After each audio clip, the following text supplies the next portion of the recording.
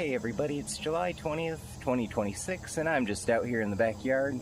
I'm hopefully going to be doing a little bit of a plant sale here in a bit, but I figured we could do a quick little garden check and just see what everything's looking like before I head up there and do that. So let's start off at the orange mint. And actually, instead of starting off at the orange mint, before I get there, there's Turtle Friend. Glad that I seen him. Hey buddy.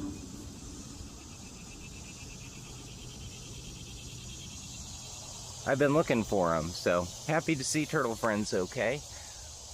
Feel free to let me know if y'all have any good names. He has a cute little yellow chin and little yellow dots on his shoes. So, and he's a little box turtle, as you can see. And technically, he is a terrapin and not a turtle. But, I don't know. Turtle's just a little catchier, don't you think? I'm not sure what his opinions are on that. You can see the orange mint's doing good here. Absolutely taken over. You can see I have very healthy looking strawberry plants overall. I mean, there's some minor pest damage on them, but nothing too terribly crazy. But not a single fruit, not a single flower, of course.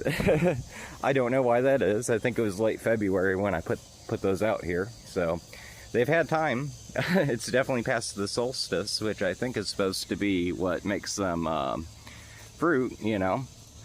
But for whatever reason, my strawberries are like, nah, we're good. You can see these are the new tomatoes that I planted. Technically, they're not new tomatoes, but they're new for back here anyways. These were just part of the ones that were holding up a lot of my soil. But anyways, now they're back here, and hopefully I'll get some fruits off of them. You can see the purple Ruffles basil. I made some clones. I need to check on the clones that I made of this one as well. And there should be some clones on this guy too.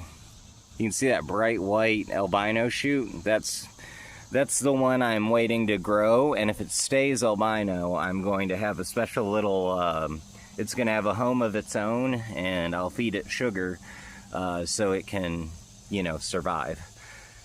Because when you see if you get the rare opportunity where a plant is growing totally albino, it means there's no chlorophyll inside of these leaves. You know, it's one thing when they're like this, that's natural. This is natural, but rare.